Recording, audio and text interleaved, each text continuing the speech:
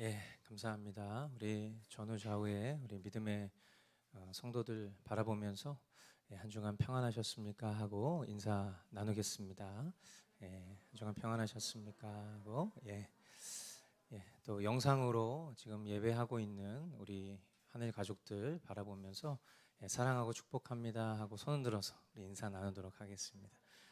사랑하고 축복합니다. 네.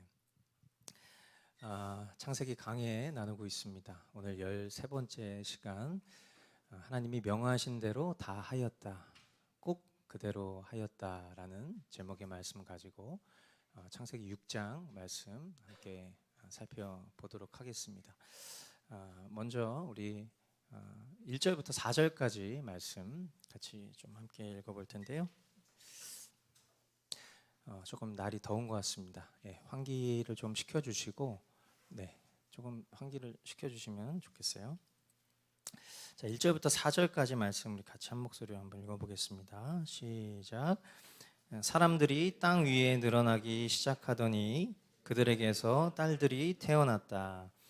하나님의 아들들이 사람의 딸들의 아름다움을 보고 저마다 자기들의 마음에 드는 여자를 아내로 삼았다. 주님께서 말씀하셨다.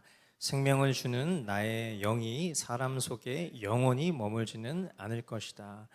사람은 살과 피를 지닌 육체요, 그들의 날은 120년이다. 그 무렵에 그 후에도 얼마 동안 땅 위에는 네피림이라고 하는 거인족이 있었다. 그들은 하나님의 아들들과 사람의 딸들 사이에서 태어난 자식들이었다.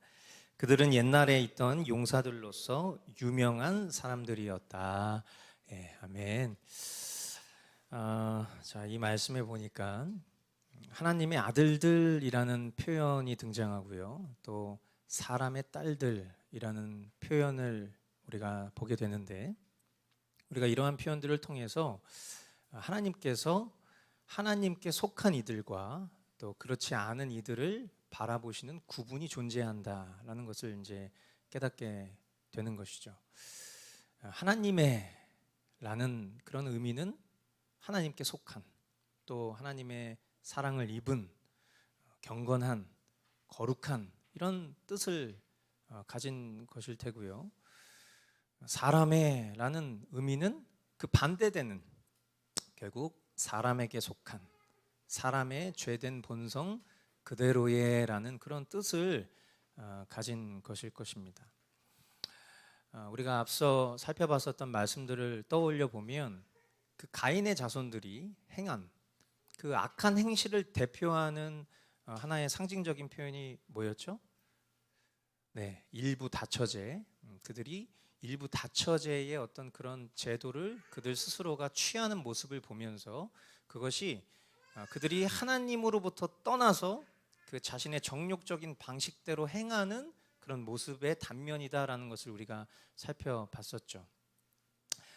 그런데 이제 안타깝게도 오늘 우리가 읽었었던 본문을 보니까 이 경건한 셋의 자손들 가운데서도 이제 그런 일들이 많아지고 있음을 보게 되는 것입니다. 우리가 오늘 살아가면서 나라는 존재가 우리가 지금 예배당 안에 머물러서 우리 스스로 나를 신자로 생각하고 하나님의 자녀로 우리가 믿고 그렇게 우리의 주인 되신 하나님 앞에 예배하고 있지만, 사실은 교회 안에도 명목상 그리스도인들이 많이 있고 또 자신 스스로 자기 확신 속에서 내가 하나님의 사람이다라고 인식하며 살아가는 경우들이 많이 있는데, 우리의 연약함과 상관없이 우리가 정말 하나님께 속한 자인가, 내가 사람에게 속한 자인가, 이런 것들을 분별할 수 있는 그런 자가 기준은 결코 어려운 문제라고 생각하지 않습니다. 그것은 우리가 평상시에 살아가는 가치관을 보면 내가 정말 하나님의 사람인지 아니면 사람에 속한 존재인가를 우리가 확인해 볼 수 있어요. 저도 사실은 그런 경우들이 많이 있는데, 어떤 우리가 이야기를 나눌 때 내 생각엔 말이야, 우리가 이렇게 표현을 많이 하잖아요. 그죠? 그런데 우리가 곰곰이 생각해 보면 우리가 하나님의 소유된 백성이라는 것을 믿잖아요. 그랬을 때 하나님의 소유가 되었다라는 건 내 삶의 주인이 내가 아니라 하나님이시라는 걸 뜻할 테고, 내가 만약에 정말 하나님께 속한 사람이라면 내 생각은 말이야 라는 말로 시작하기보다는 우리가 하나님의 말씀인 성경을 통해서 생각해 볼 때 성경 말씀에 라고 이런 식으로 우리가 표현하면서 우리의 가치관이 내가 하나님께 속한 자인가 아니면 사람에게 속한 자인가를 우리가 좀 자가 진단해 볼 수 있는 거죠. 그랬을 때 오늘 이 말씀을 우리가 대하면서 내가 정말 하나님의 말씀을 나의 삶의 가장 중요한 기준으로 삼고 있느냐, 아니면 나의 경험과 나의 지식과 나의 어떤 그런 이 세상이 이야기하고 있는 가치관이 나를 더 신뢰하게 하는가, 이런 것들을 우리가 이런 말씀들을 대하면서 생각해 볼 수 있는 것이죠. 우리가 이제 이런 말씀을 들을 때에 우리의 지식은 동의하는 바가 있어요. 그죠? 하나님의 뜻을 따라서 살아야지, 하나님의 소유가 된 자로 하나님의 말씀을 기준으로 살아야지. 이게 뭐예요? 이게 바로 지식이죠, 지식. 그랬을 때 이런 지식과 나의 말, 행동이 하나 되기까지는 사실은 꽤 많은 진통이 있습니다. 그 진통의 과정이 어떻게 보면 성화를 이루어가는 과정이죠.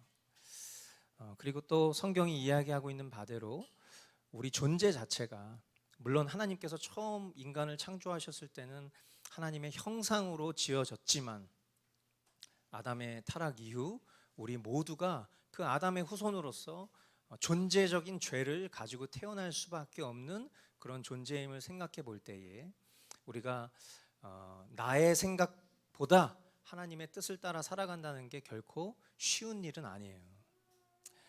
그러나 우리가 이 말씀들을 통해서 다시 한번 우리가 주님 앞에 강청드리기는, 주님, 그러나 그런 저의 가치관을 하나님 말씀 앞에 끌고 오기 너무도 어렵고 또 말씀 앞에 서는 것도 너무 싫어해서 매일 매주 주님이 우리에게 말씀하심에도 불구하고 귀를 닫고 완악하게 하나님 뜻대로 살고 싶어 하지 않는 그런 존재이지만, 그러나 주님, 그런 나를 긍휼히 여기셔서 오늘 다시 한번 하나님 말씀 앞에 순종하며 주님의 말씀에 이끌림을 받는 그런 제가 될 수 있도록 인도하여 주십시오. 그렇게 이 시간 주님 앞에 사모하는 마음 갖게 되기를 주님의 이름으로 소망드립니다. 5절로 7절 말씀에 보니까 주님께서는 사람의 죄악이 세상에 가득 차고 마음에 생각하는 모든 계획이 언제나 악한 것뿐임을 보시고서 땅 위에 사람 지으셨음을 후회하시며 마음 아파하셨다. 주님께서는 탄식하셨다. 내가 창조한 것이지만 사람을 이 땅 위에서 쓸어버리겠다. 사람뿐 아니라 짐승과 땅 위를 기어다니는 것과 공중의 새까지 그렇게 하겠다. 그것들을 만든 것이 후회되는구나. 결국 이 땅에 하나님이 창조하신 그 본연의 형상은 사라지고 하나님의 거룩한 자녀들까지도 결국엔 하나님의 뜻에 순종하지 않고 살아가는 그 통탄한 모습을 바라보시면서 하나님께서는 이 땅 위의 모든 악하고 더러운 존재들을 심판하시는 일을 행하셨습니다. 하나님의 선택에는 후회라는 것이 없죠. 그죠? 우리가 말씀을 통해서도 확인해 볼 수 있는 것처럼 하나님의 부르심에는 결코 후회함이 없습니다. 왜 그렇죠? 하나님은 처음과 끝이 되시기 때문에, 하나님은 시간에 종속받으시는 분이 아니라 시간을 넘어 계시는 창조주이시고 하나님은 주관자이시기 때문에 전능하시고 전지하신 하나님께서 어떤 결정을 이루셨을 때에는 그 결정이 우리처럼 어떤 결정을 내리고 나서 우리는 시간이 지난 후에 그 결정이 잘못된 결정이었구나, 우리는 시간의 지배를 받기 때문에 후회할 수 있지만 하나님은 창조주이시기 때문에 하나님은 후회라는 게 있을 수 없어요. 아르미니우스 주의자들은 이런 본문들을 만날 때 아주 열렬히 환호하죠. 거봐, 하나님 후회하시잖아. 그러니까 우리가 잘 살아야 돼. 우리가 잘 살지 않으면 하나님이 우리를 구원하신 걸 후회하셔서 우리가 구원에서 벗어날 수밖에 없어. 우리가 받은 구원 취소될 수밖에 없어. 아르미니우스주의자들이 그렇게 환호하죠. 그러나 우리 개혁주의 하나님의 말씀을 가장 중요한 깃들로 삼는 신학 안에서는 하나님의 부르심은 후회가 없는 것입니다. 하나님이 선택하시면 끝까지 하나님께서 그 영혼을 구원하시는 그 일을 포기하지 않으시는 게 하나님의 주도적 섭리고 하나님의 주권적인 구원의 법칙이에요. 그런데 왜 이런 후회라는 단어를 썼을까? 그것은 하나님이 우리가 후회하는 것 같은 그런 후회가 아니라 후회하실 수 없는 하나님이 후회하신다라고 표현한 것은 하나님께서 얼마나 그것을 슬퍼하시는가, 하나님의 그 애통하는 감정을 최상급의 표현으로 표현한 것이 바로 후회라는 단어 같은 거예요. 후회하실 수 없는데 후회라는 단어를 썼다는 것은 하나님이 지금 이 하나님의 형상을 따라 지어진 그 인간들이 하나님의 그 본연의 목적에 따라 살아가지 않고 하나님의 뜻을 거슬러 자신들의 소견대로 죄를 사랑하는 그런 타락한 인류가 된 그 모습을 바라보시면서, 하나님은 죄의 조성자가 아니시잖아요. 하나님이 창조하신 그 모든 피솔 세계를 우리 인간들로 하여금 마음껏 영위하고 누리며 그 가운데 생육하고 번성하며 이 땅에 충만하게 주님과 교통하며 살아가는 것을 원하셨지만, 그러나 인간의 이 타락으로 인하여서 하나님이 그 모습을 바라보셨을 때 심히 후회하실 만큼 애통하시는 거죠. 그랬을 때 하나님께서 이 타락에 의한 하나님의 심판을 이루시는 것이 때로는 우리 인간들 생각 속에, 우리 제한된 생각 속에, 아니 하나님이 다 아신다며, 근데 하나님이 그렇게 인간 타락할 것도 아시면서 왜 하나님이 이렇게 하시지? 왜 하나님이 심판하시지? 아니 사랑의 하나님이 이렇게 심판하시는 게 맞는 거야? 이제 이런 되게 단조로운 생각에 빠져 있을 때가 있죠. 그러나 우리가 잘 아는 것처럼 하나님 죄가 없으세요.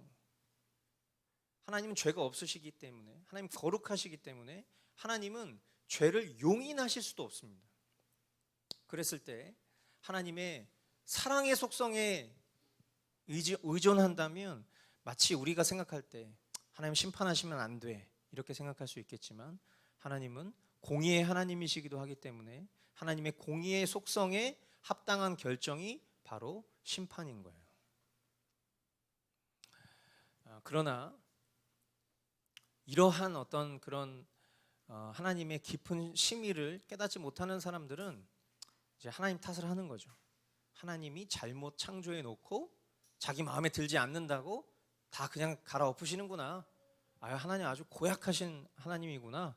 이제 이런 식으로 무신론자들이나 혹은 자유주의자들은 그렇게 하나님을 조롱하고 그 어떤 모든 이유를 자신 안에서 찾으려고 하는 것이 아니라 하나님을 탓하는 형태로 그렇게 하나님의 사랑과 공의를 호도할 때가 있습니다.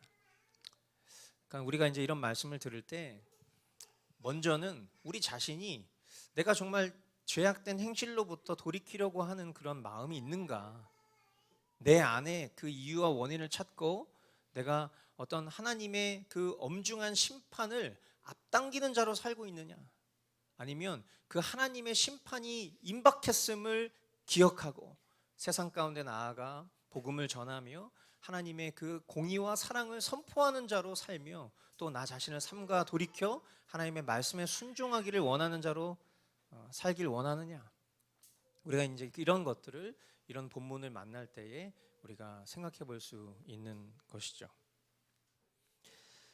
8절로 10절 말씀에 보면, 그러나 노아만은 주님께 은혜를 입었다. 노아의 역사는 이러하다.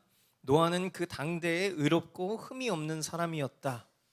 노아는 하나님과 동행하는 사람이었다. 노아는 셈과 함과 야벳 이렇게 세 아들을 두었다. 아멘. 자, 우리가 이제 지난주에도 우리가 말씀을 통해서 동행이라는 단어를 만났는데, 오늘 지금 우리가 만난 본문에도 또 동행이라는 단어가 등장합니다.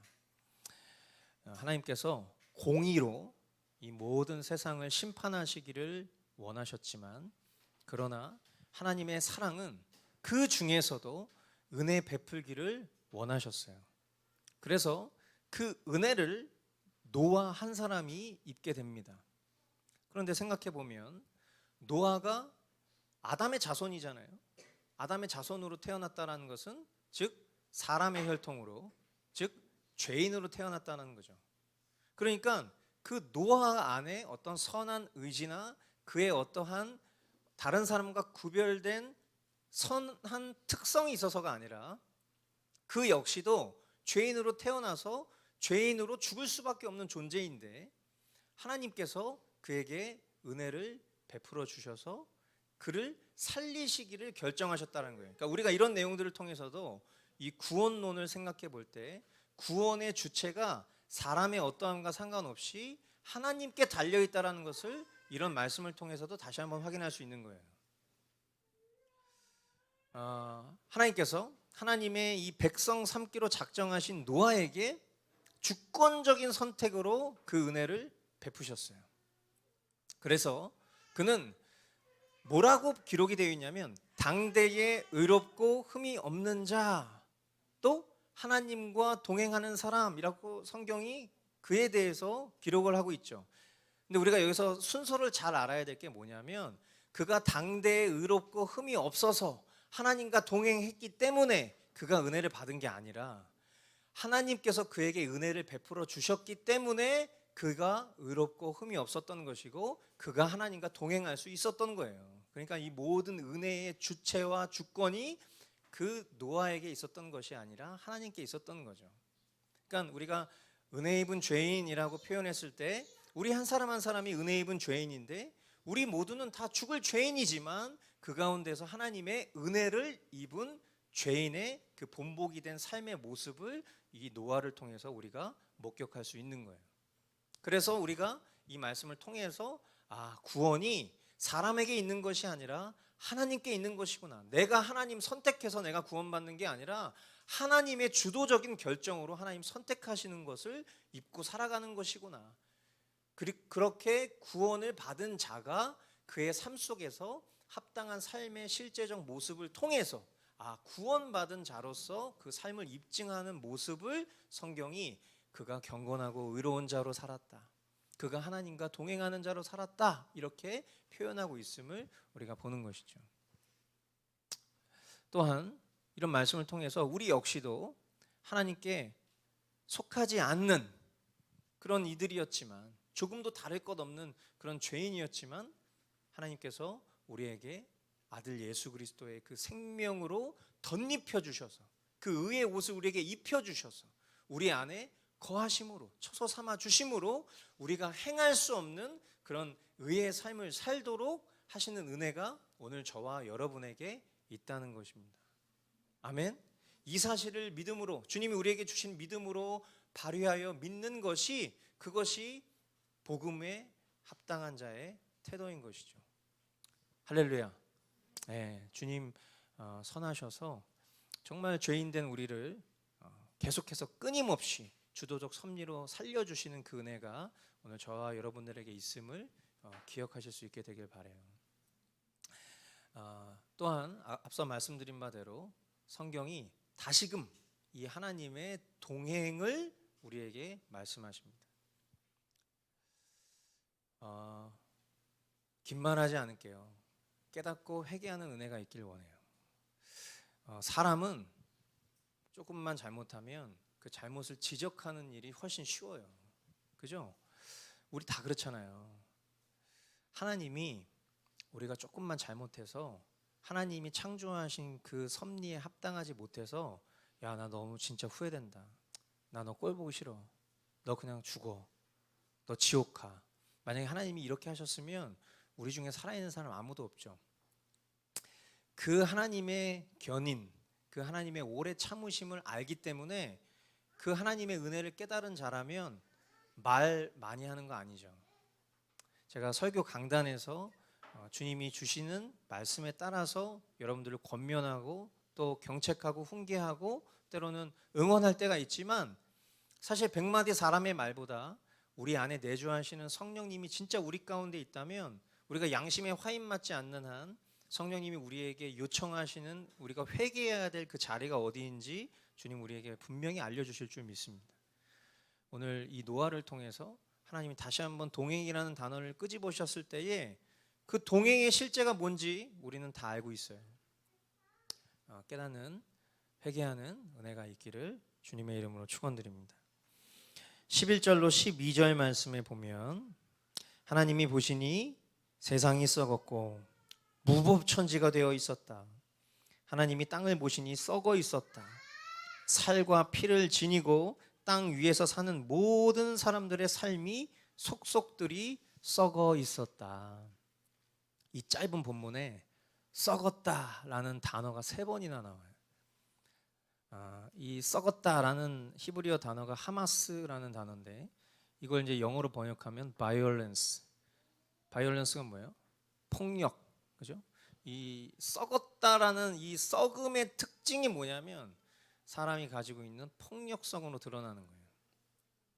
그러니까 이 당시의 세상을 보면 무법천지였다. 그러니까 그냥 뭐 법도 없고 질서도 없고 그냥 뭐 소위 짐승세계처럼 그냥 양육강식의 그런 세계 같은 모습인 거죠. 그러니까 양심과 도덕과 법과 질서가 없고 힘과 폭력의 지배를 받는 공포사회 그 자체였던 것이죠. 한번 생각해 보세요. 그런 시대를 살아갈 때 우리가 어떻게 해야 우리가 그 시대에서 살아남을 수 있어요?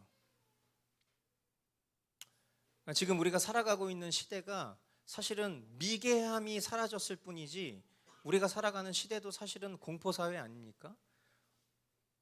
컴피티션, 그냥 경쟁하지 않으면 살아남을 수 없는 그런 구조로 우리가 살아가고 있어요. 그러니까 그 경쟁으로부터 아예 벗어나서 경쟁과 무관하게 살지 않는 이상 우리는 경쟁할 수밖에 없는 그런 시대를 살아가고 있단 말이에요.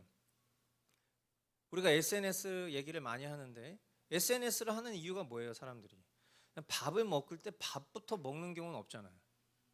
사진을 찍어야 돼. 무조건 어디를 갔어 무조건 사진을 찍어야 돼. 그냥 거기서 뭔가 주님과 동행하며 뭔가 주님이 하시는 어떤 역사들을 바라보고, 또 음식을 통해서 주님이 나를 새롭게 하시고 강건케 하시는 어떤 그런 감사의 기도보다는 그냥 어떻게 하면 내가 이 사진 찍는 목적이 뭐야? 결국 사람들한테 알려서 어떻게 해서든지 이 세상의 풍조에 내가 뒤처지지 않기 위해서, 물론 우리가 그렇게 내적으로 깊이 고민하며 사는 사람도 있고 그렇지 않은 사람도 있겠지만, 곰곰이 생각해 보면 결국에는 그 내면 안에 사람들에게 뒤처지고 싶지 않은 마음들이 가득한 거예요. 다른 사람들이 하는 거 나도 해야지. 다른 사람들이 누리고 있는 거 나도 누리고 있어. 그러니까 어떻게 보면 우리가 그 가인과 또 라멕을 통해서도 봤지만, 가인이 성을 쌓고 라멕이 자신의 그 강력함, 그 폭력성을 노래로 만들어서 부르게 하기까지 그 어떤 공포 사회에서 내가 남들을 더 위협하고 남들보다 더 강한 모습을 보여줘야 그 가운데 살아 있을 수밖에 없는 그런 태도가 어떻게 보면 아주 지혜로운 태도이고, 그게 세상 속에서 살아가는 합당한 태도의 모습이었던 거죠. 그런데 이제 노아가 살아가는 모습을 우리가 조명해 볼 필요가 있는 거예요. 이런 시대적인 풍조 속에서 노아 한 사람만큼은 역행하며 사는 거죠. 그 어떤 시대적 풍조대로 살아가는 것이 아니라 역행하며 살아가는 거예요. 그가 역행하며 살아가는 그 모습들이 어때요? 그냥 어떻게 보면 지나가다가 누가 그냥 노아를, 그냥 우리 가끔 뉴스에서 보면 그런 거 있잖아요. 묻지마 폭행 같은 거. 사람들이 몰려와가지고 노아가 방주 짓고 있으면 와가지고 조롱하는 수준이 아니라 와서 그냥 막 한 대 때리고 갈 수도 있고, 뭐 한 대 몽둥이로 치고 갈 수도 있고, 노아의 가족들을 겁탈할 수도 있고, 그러지 않겠어요? 그런 모습 속에.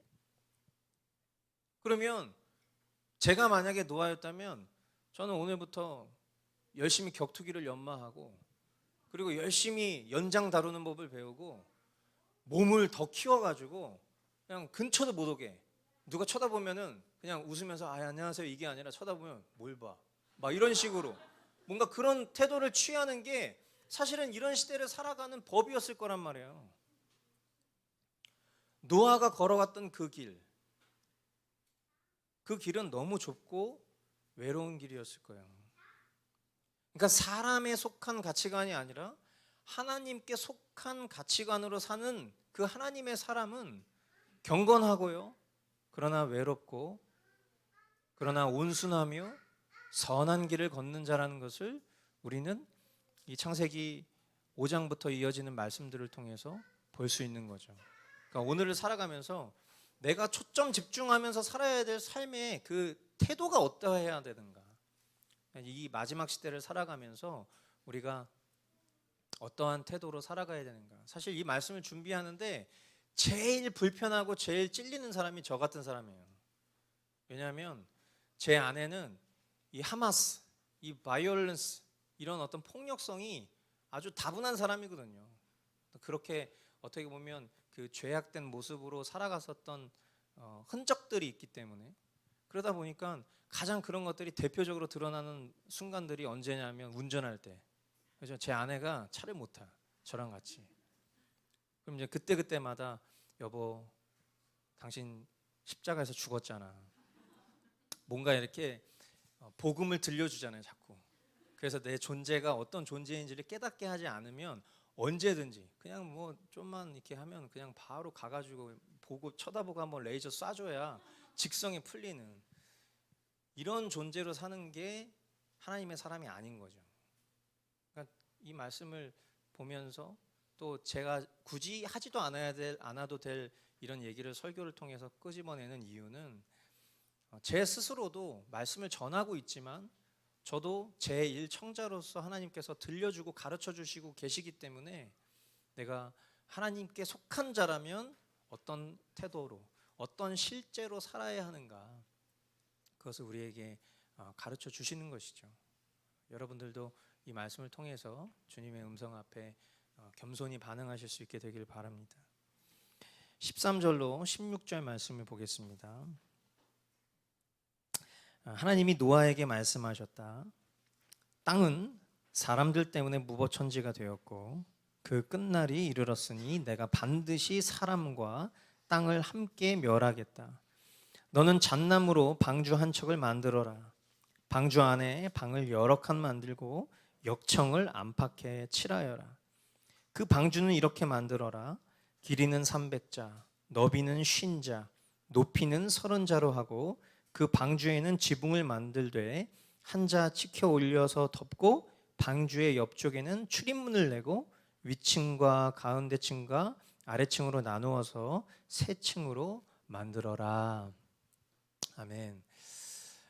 사람들의 부패성과 폭력성 때문에 하나님께서 세상을 심판하시는 거예요. 그죠? 우리가 항상 기억해야 될 건 저와 여러분들 모두는 다 만약 우리가 태어나자마자 죽어도 우리는 하나님 앞에 항변할 수 없어요. 왜라고 그랬죠? 죽는다라는 것은 우리 모두가 다 죄인이기 때문인 거예요. 그랬을 때 지금 하나님께서 이 세상을 심판하시겠다고 결정하셨을 때 하나님을 향해서 우리가 항변하고 공정하지 못합니다, 그렇게 항변할 수 있는 의지는 우리에게 없는 거예요. 지금 모든 이 심판의 이유는 사람의 부패함과 폭력성 때문에. 그래서 하나님께서 심판하시기로 결정을 하신 것이죠. 그리고 이 말씀의 기준에서 이제 세상의 마지막 날이 가까워져 오고 있는 거예요. 우리는 성경의 짧은 한 절을 보고 있죠. 그런데 인간의 시간으로 생각해 보잖아요. 그러면 하나님께서 사람들에게 돌이킬 수 있도록 주신 시간이 120년이에요. 그죠? 노아가 이 방주를 만들었었던 그 시간을 생각해 보면 그냥 오늘날 조선업이 발달해가지고 배 뚝딱뚝딱 막 몇 개월 안에 만들어가지고 큰 배들 띄우고 그러잖아요. 그런데 그런 걸로 생각하면 상상할 수 없는 일이에요. 그냥 이때 당시로 생각해 보면 노아가 이 방주를 만들기까지 하나님께서 허락하신 시간이 120년이라고. 그렇게 생각해 보면 120년이 방주를 만드는 데 걸린 시간이 아니라 사람들로 하여금 하나님께로 돌이킬 수 있는 기회와 시간을 주신 거예요. 그런데 세상은 하나님께로 돌이키지 않았어요. 그리고 마침내 그 끝날이 오게 되는 거예요. 그러니까 하나님 앞에 항변할 이유가 없는 거야. 하나님이 분명히 기회를 주셨는데 그 모든 하나님의 뜻에 순종하지 않은 책임은 하나님 책임이요, 사람 책임이에요? 사람 책임이죠. 하나님은 죄의 조성자이실 수가 없기 때문에. 그런데 하나님은 이 세상을 심판하시는 중에도 구원의 계획을 갖고 계셨다. 멸망할 세상으로부터 노아와 그 가족들을 구원하기를 뜻하신 거죠. 그리고 이 일을 위해 노아로 하여금 방주를 만들게 하셨습니다. 뭐 방주에 대해서 간략하게 그냥 설명을 드리면 여기 표현하고 있죠. 뭘로 만들었다? 잣나무로 만들었다. 잣나무로 만든 네모난 형태. 우리 아이들 다니는 이 캠프 그 사무엘에서 예전에 방주 만들었었는데 그 모양 똑같이 해가지고 이제 거기 공방에서 나무 모양으로 해서 만들어 갖고 와서 아 이거 방주예요 하고 집에 갖고 왔는데 웬 태극기함 같은 거 하나 갖고 와가지고 나무로 이렇게 돼 있어 둔탁하게 생긴 거 이게 방주야? 근데 진짜 방주가 그렇게 생긴 거죠. 그냥 네모 박스처럼. 근데 이제 이 방주의 크기를 이야기하니까 한 규빗을 우리가 이제 오늘날 우리의 측량 기준으로 한 50cm 이렇게 생각해 보면 길이가 한 150m. 그러니까 우리가 100m 달리기 하는 그 운동장 달리기 하고 있냐 요즘에? 하고 있어?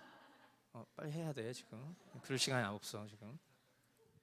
자, 이 100m 달리기 하는 거 생각해 보면 그것보다 절반이 더 큰 거니까 거의 운동장 보통 일반 대운동장 대각선 정도 길이 되는 사이즈인 거죠.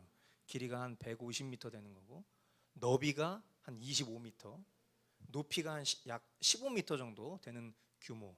어떤 스타일인지 아시겠죠? 그런 형태의 3층으로 이 방주가 이루어져 있죠. 그리고 그 안에 되게 많은 칸들이 있는 거고 그리고 이제 위에서부터 50cm 아래에 창문이 이렇게 나 있는 거예요. 그리고 문이 그 옆에 이렇게 있는 거고요. 이제 그 방주의 안과 밖은 여기 보니까 역청으로 이렇게 칠해져 있다. 역청을 칠한 이유가 뭐겠어요? 홍수 속에서도 물 새면 안 되니까. 그러니까 이제 역청이 뭐냐 했을 때 결국 이제 오늘날로 생각해 보면 아스팔트, 콜타르 이런 어떤 소재로 해서 아주 그냥 물이 근처도 못 오게 그렇게 역청을 딱 바르게 돼 있는 거죠. 그러니까 되게 좋은 방수제를 이렇게 마감을 한 거예요. 그러니까 어떤 구약학자들의 말에 의하면 이 방주의 부피 이것이 오늘날로 만약에 생각해 보면 소 20마리나 아니면 양 100마리를 실은 짐승 운반차들 있죠. 그 운반차 한 2,000대 분량이라는 거예요. 그러니까 엄청난 거예요. 그러니까 오늘날 지금 우리가 살아가는 어떤 시대 속에서 양보다 더 큰 짐승이 뭐 한 300여 종 되는 것이고 그리고 양부터 토끼까지의 종을 한 800종 된다고 보고 그리고 토끼보다 작은 그런 짐승들을 거의 한 1,500종 된다고 생각을 해보면 방주가 이런 동물들을 다 한 쌍씩 다 담고도 그들을 먹일 그런 사료들을 다 담고도 충분한 사이즈의 크기의 방주라는 것을 우리가 생각해 볼 수 있죠. 야, 방주가 이런 거구나. 이런 생각이 하나님 우리에게 이 방주의 사이즈를 기록해야 하신 목적이라고 저는 생각하지 않아요. 방주의 그 풍성한 크기를 통해서 하나님께서는 우리를 구원하실 그 계획을 이루시는 하나님의 사랑의 크기와 넓이와 높이가 얼마나 큰지를 우리에게 보여주시는 게 아닐까. 그리고 그 방주는 어떻게 보면 모형이죠. 결국 방주의 실체가 누구예요? 예수 그리스도. 예수 그리스도께서 십자가 위에서 이루신 그 대속의 은혜와 사랑이 얼마나 큰가 방주 따위로는 비견할 수 없는 거예요. 오늘날 저와 여러분들이 매주 매 순간 여러분의 양심이 또 이 강단에서의 설교가 우리가 어떤 삶을 살아야 되는지를 계속 거듭 말씀하고 계시는데 120년이라는 그런 은혜의 기회처럼 우리에게 주어진 그 기회 앞에 우리가 불성실하게 반응하며 살아가면 우리 죽을 수밖에 없어요. 그러나 우리를 죽이지 아니하시고 이 드넓은 방주의 크기만큼 우리를 오래 참으시고 이끌어 주시는 그 주님의 기회가 열려 있다라는 것은 참 감사하지만 그 기회가 언제까지 열려 있는지에 대한 그 기준은 우리가 측량할 수 없는 거기 때문에 회개에 합당한 태도는 언제예요? 지금입니다. 즉각이에요. 아멘이십니까? 예, 우리 모두가 정말 빨리 돌이켜야 돼요. 거듭 말씀드리지만 지금은 회개할 때예요. 17절로 21절 말씀 보겠습니다. 우리 한 목소리로 같이 한번 읽어볼게요. 시작. 내가 이제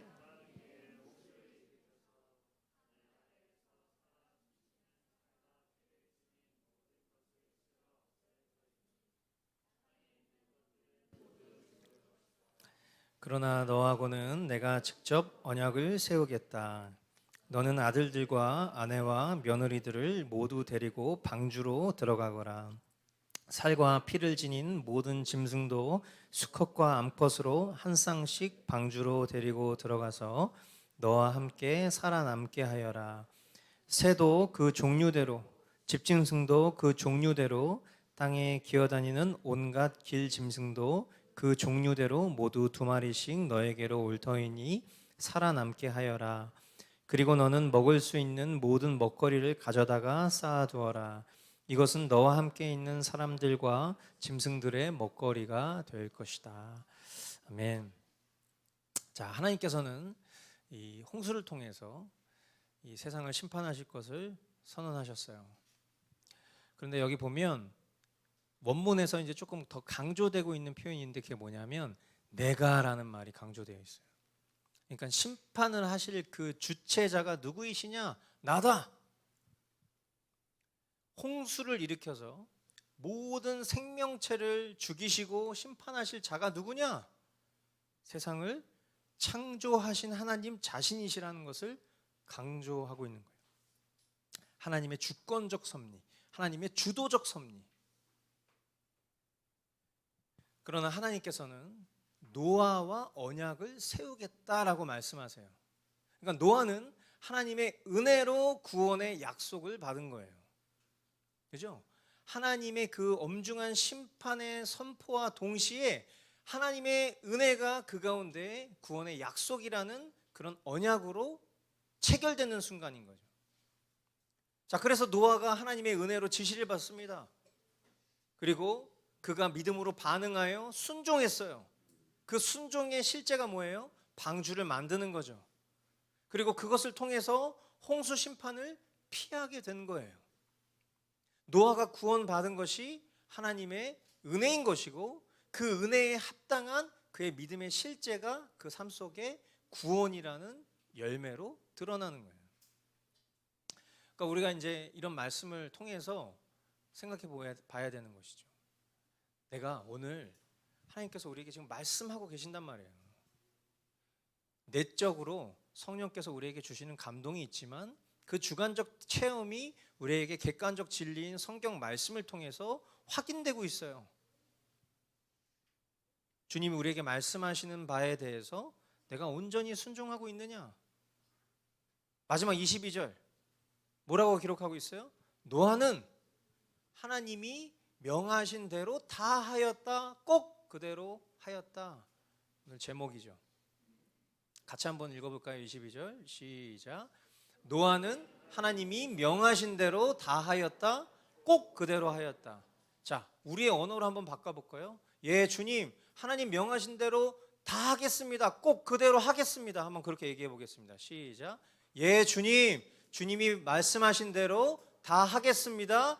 꼭 그렇게 하겠습니다. 아멘이세요? 여러분, 하나님 우리에게 언약을 체결하실 때 우리에게 제안하시죠. 그리고 그 제안을 우리가 수락한다라고 했을 때 사실 우리가 하나님의 제안을 수락할 존재가 아니에요. 하나님이 말씀하신 것 자체가 그냥 언약의 체결인 거예요. 그죠? 우리가 아멘, 예 주님 그렇게 될 줄 믿습니다. 우리가 아멘 그렇게 하죠. 사실 우리가 아멘 하든 안 하든 주님 우리에게 말씀하시면 그 자체가 그냥 아멘이에요. 여러분, 우리가 하나님 앞에 수많은 약속을 체결해요. 체결할 가치가 없고 체결할 자격이 없는 우리가 하나님과의 약속을 이룬다고.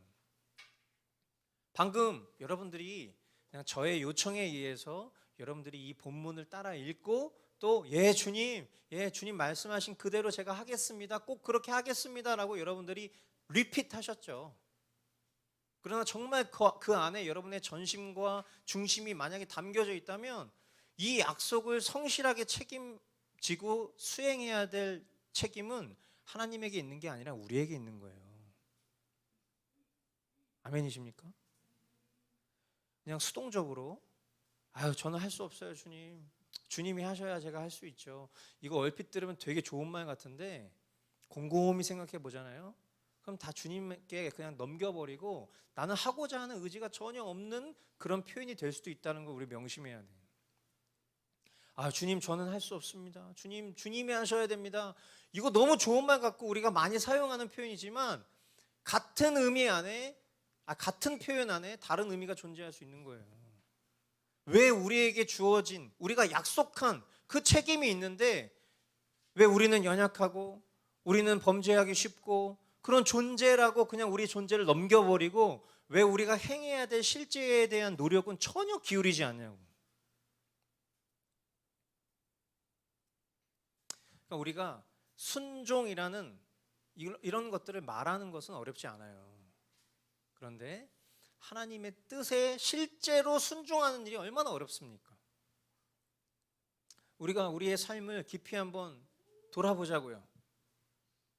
우리가 어느 것 하나 하나님 뜻대로 순종한 것이 있습니까?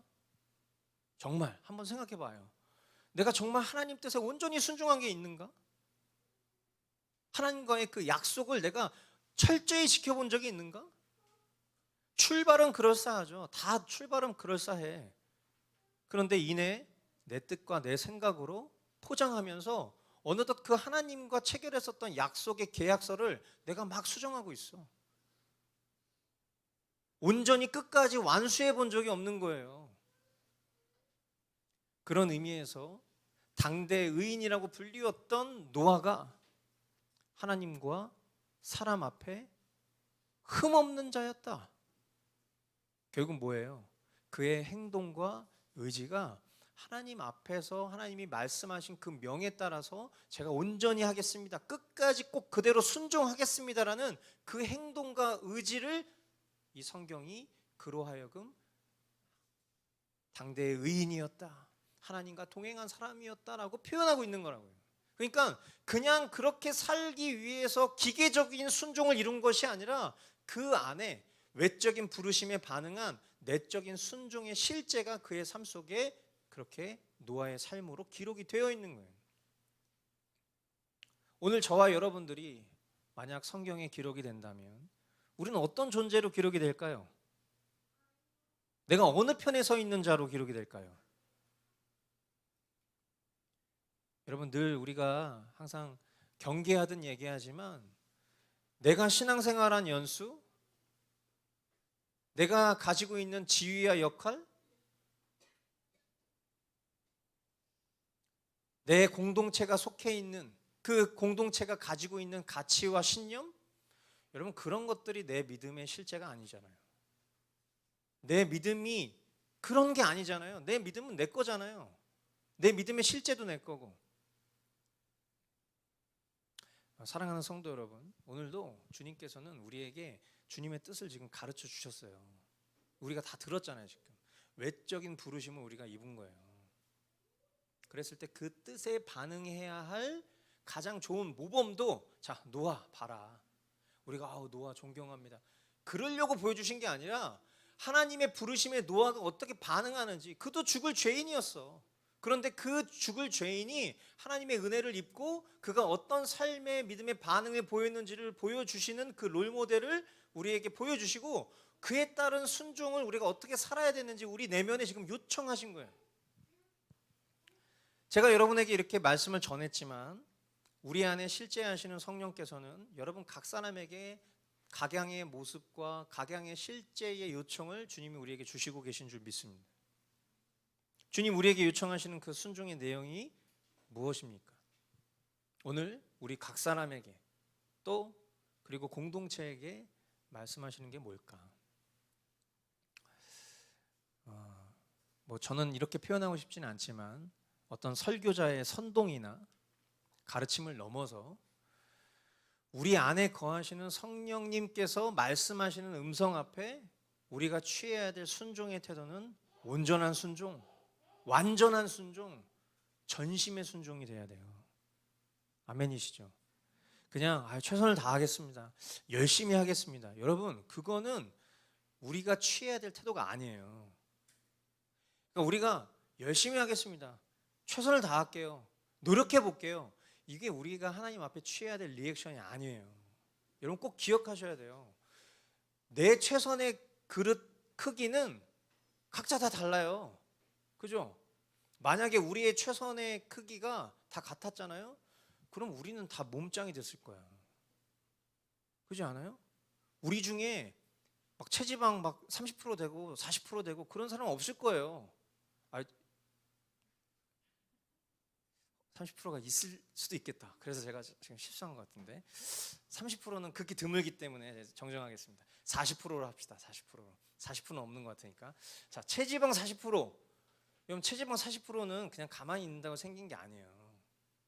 그의 의지가 약해서 40%까지 간 거예요. 그죠? 우리가 막 살 빼려고 근육 만들려고 노력 많이 하지만 사람마다 다 의지의 크기가 달라서 형태가 다 다른 거잖아요.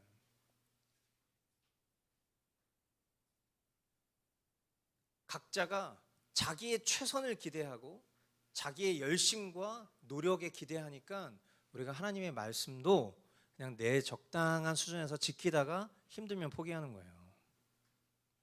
그러나 우리가 하나님 앞에 우리가 하나님의 약속에 반응해야 될 우리의 태도는 전심이어야 돼. 전심이 뭐예요? 100%예요. 100%. 내 생명을 다 바쳐서 내가 하나님과의 약속은 무조건 지키겠다라는 그 마음이 우리 가운데 없으면 우리는 절대 하나님의 약속을 지킬 수도 없을 뿐만 아니라 하나님의 약속을 절대 소중히 여길 수 없어요. 오늘 말씀의 제목, 하나님 명하신 대로 다 하였다, 꼭 그대로 하였다. 여러분, 이것은 그냥 좋은 말, 좋은 권면, 좋은 캠페인이 아닙니다. 이 태도가 하나님의 은혜 입은 죄인된 태도였다는 것을 우리가 생각해 볼 때 그냥 지식적 동의에 오늘 또 한 번의 설교를 그냥 넘겨버리는 것이 아니라 참된 믿음의 실제가 이 말씀 앞에 반응하는 우리의 삶이 될 수 있기를 바랍니다. 아멘이시죠? 그래서 지금 주님께로 돌이켜야 될 그 지점을 주님 우리 각 사람 10년 가운데 지금 주고 계실 텐데 그것에 이렇게 한번 화답합시다. 같이 한번 읽어볼까요? 하나님이 명하신 대로 다 하였다, 꼭 그대로 하였다. 아멘입니다. 기도하겠습니다.